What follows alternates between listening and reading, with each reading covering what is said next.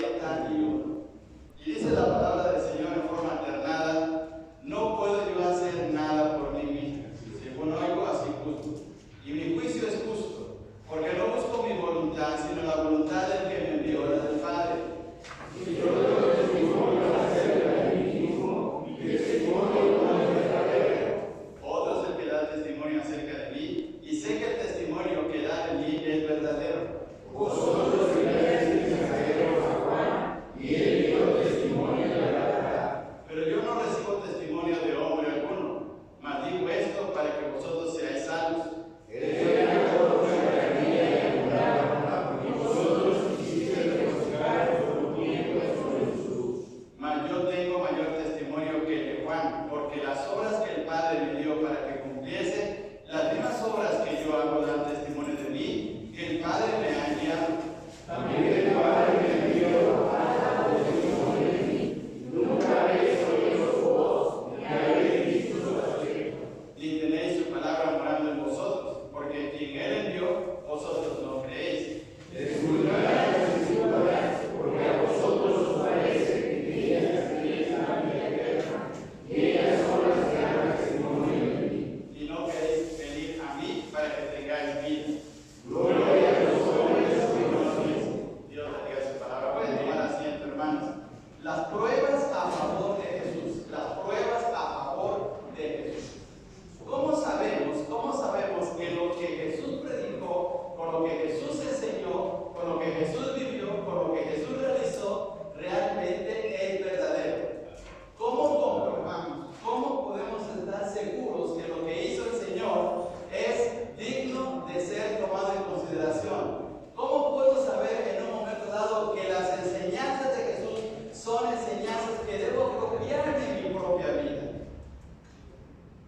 Si estuviera en el tiempo del Señor Jesús, eso sería una situación difícil. Ahora me es fácil, o nos es fácil, porque tenemos la palabra del Señor, porque tenemos los evangelios, porque tenemos la Escritura, tenemos el Nuevo Testamento y creemos que son autoridad de Dios para nuestra vida. Pero si estuviéramos en el tiempo del Señor Jesús, ¿cómo sabríamos que Él es el hombre de Dios? ¿Cómo Él es el Mesías? ¿Cómo era el hombre que Dios había enviado para la salvación de nosotros? ¿Cómo estaríamos seguros?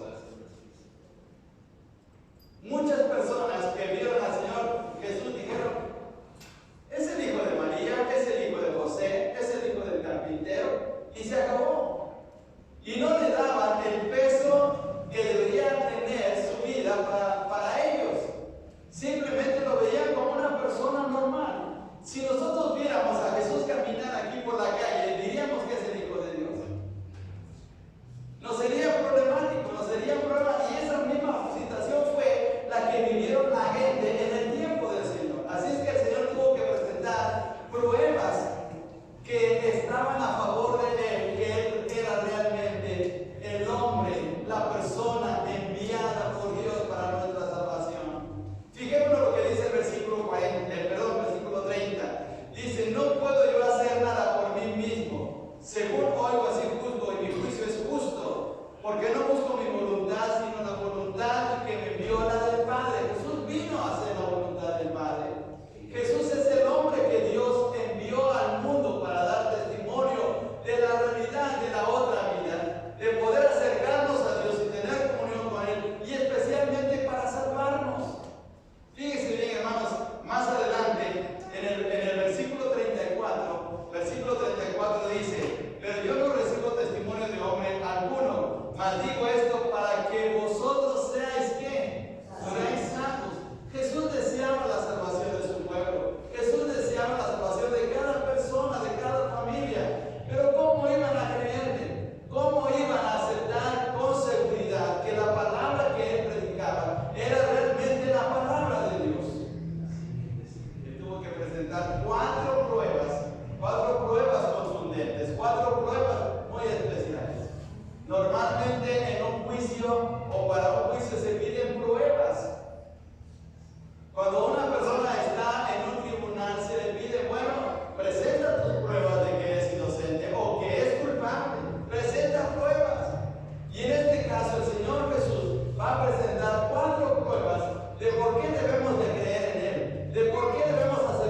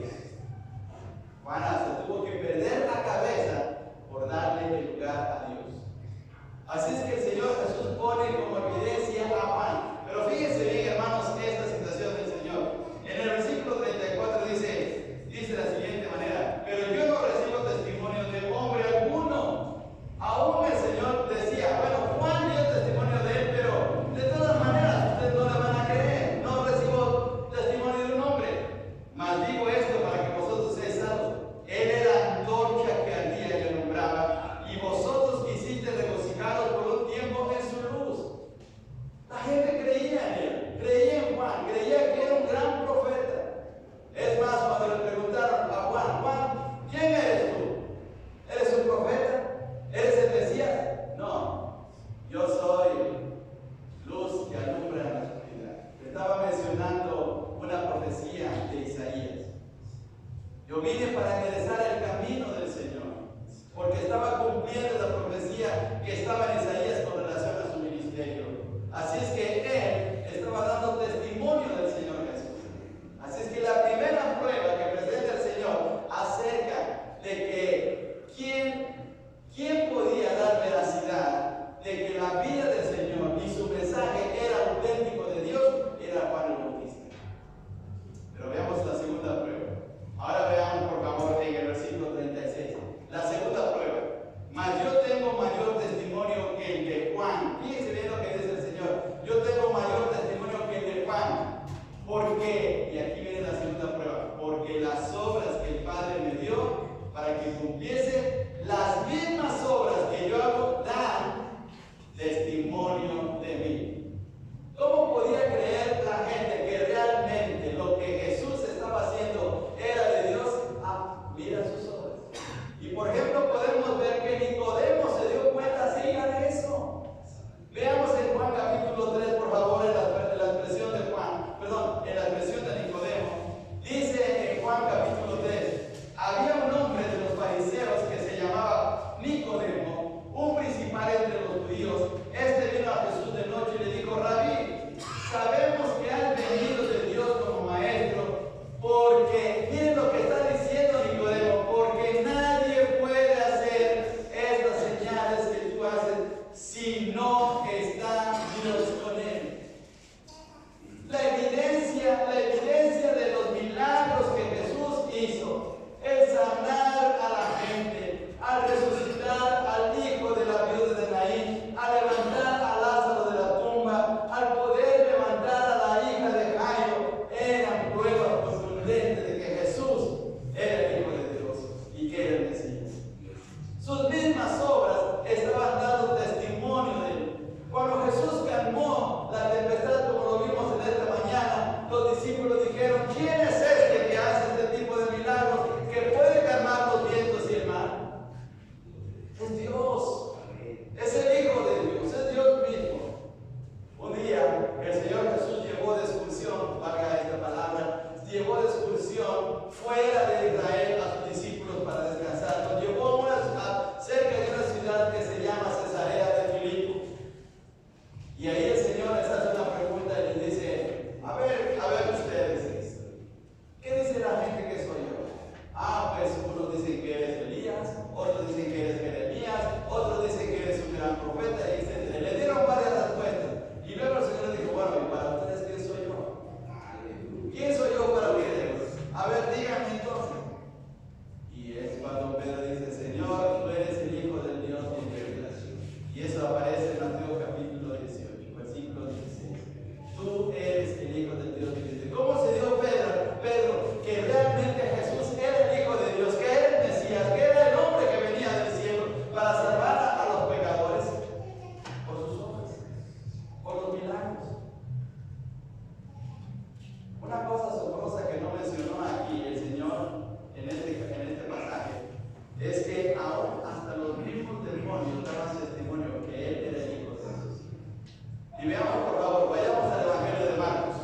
Vayamos al Evangelio de Marcos capítulo 1. Evangelio de Marcos capítulo 1, porque esto no lo mencionó el Señor aquí en el Evangelio de Juan. Pero veamos lo que dice aquí, por favor, en el capítulo 1 de Marcos y en el versículo 23 y 24. Lo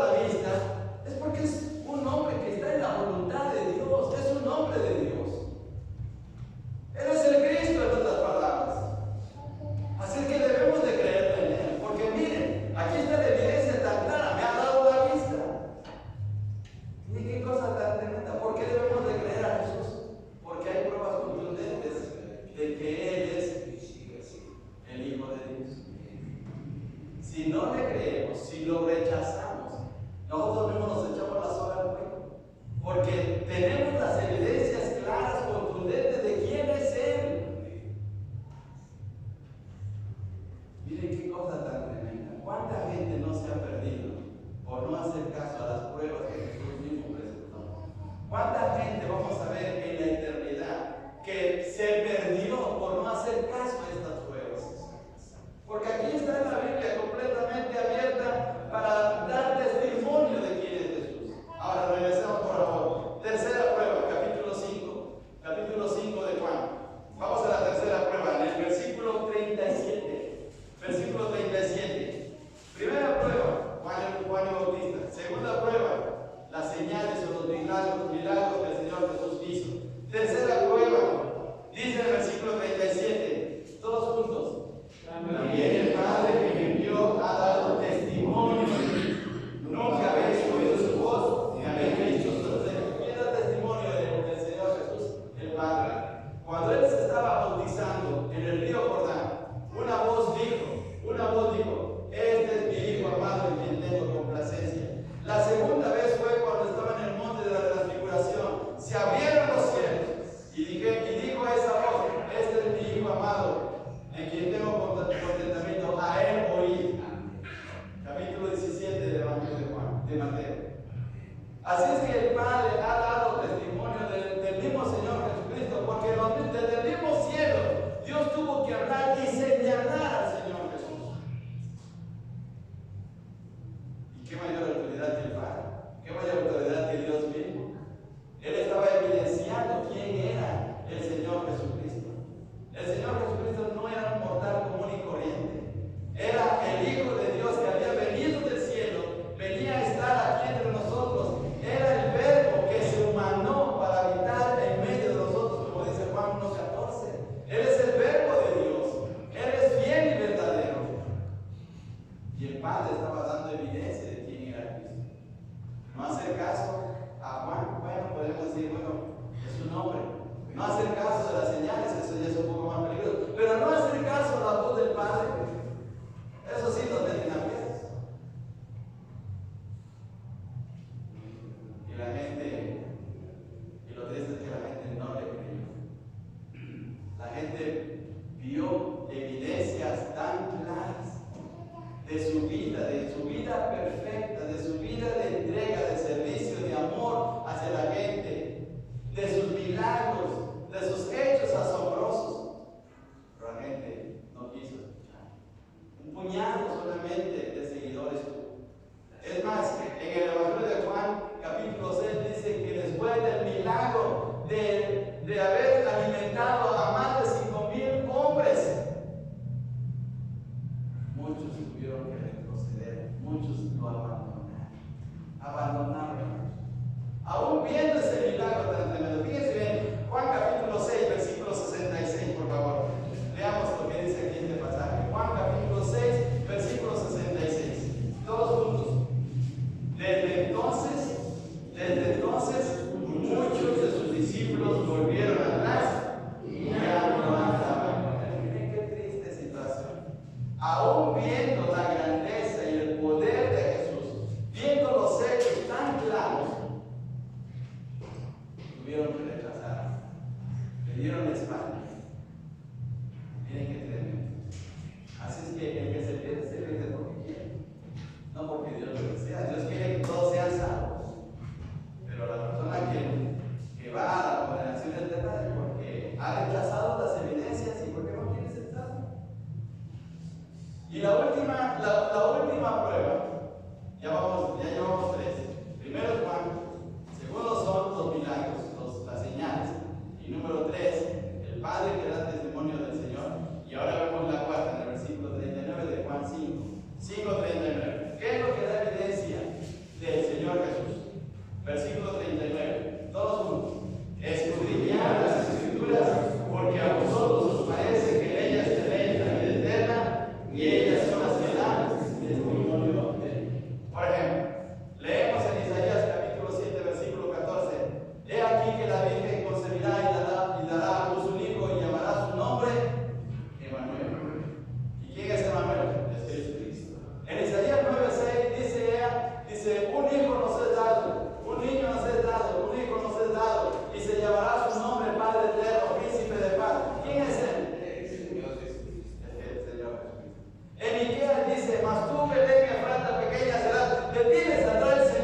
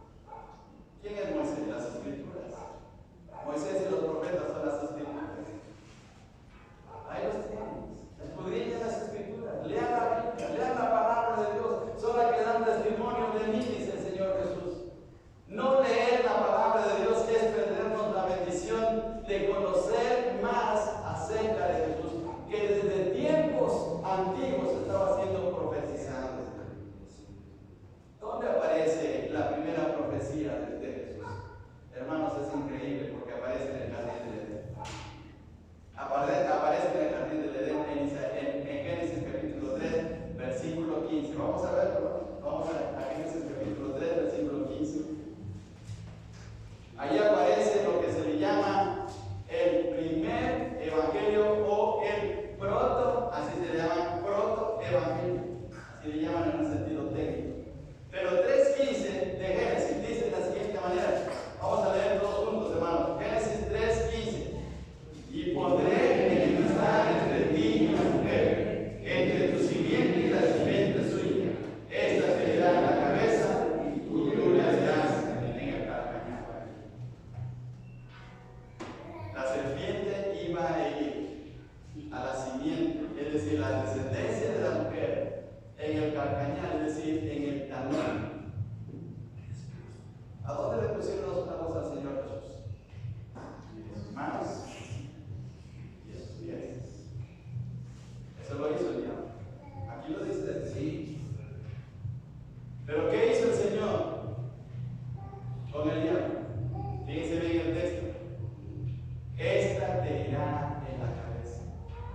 Ahí el golpe demoledor del Señor Jesús fue sobre la cabeza de la serpiente para quitarle el poder en el mundo. Así es, el poder redimirnos. Bien, aquí está el Señor Jesús. Aquí comienza su historia. Entonces las Escrituras nos dan evidencia del Señor. Cuando leemos y meditamos la palabra de nuestro Dios, la vamos leyendo, vamos descubriendo cómo el Señor Jesús se va presentando. Cuando Moisés levantó la serpiente en el desierto, las serpientes que estaban picando, mordiendo a los israelitas y los estaban matando, Moisés tuvo que colocar un asta y colocar una serpiente de bronce. Pero ¿quién representaba la serpiente de bronce? Cristo. Representaba a Cristo. Porque en el Evangelio de Juan capítulo 3 dice el Señor Jesús, así como Moisés levantó la serpiente en el desierto, así es necesario que el Hijo del Hombre sea levantado para que todo aquel que en él cree no se pierda, mas tenga vida eterna. Gloria a Dios. Mire qué tremendo. La misma serpiente de bronce estaba representando a Cristo. El maná representa a Cristo. Las fiestas judías representan a Cristo. Los sacrificios representan a Cristo. Todo tiene que ver con Cristo en las Escrituras. Aún el diseño del templo tiene que ver con Cristo. Miren qué tremendo. Por eso es que tenemos que tomar en consideración las Escrituras, porque ellas son las que dan evidencia de Él y a través de ellas tenemos la vida eterna. Así es que rechazar las evidencias del Señor Jesús, rechazar lo que Él hizo Juan Bautista a favor del Señor, los milagros, la voz del Padre desde los cielos y las Escrituras, hermanos, no tomar en cuenta esto y rechazar a Cristo es lo peor que podemos hacer en el mundo. Qué triste que la gente no lea la palabra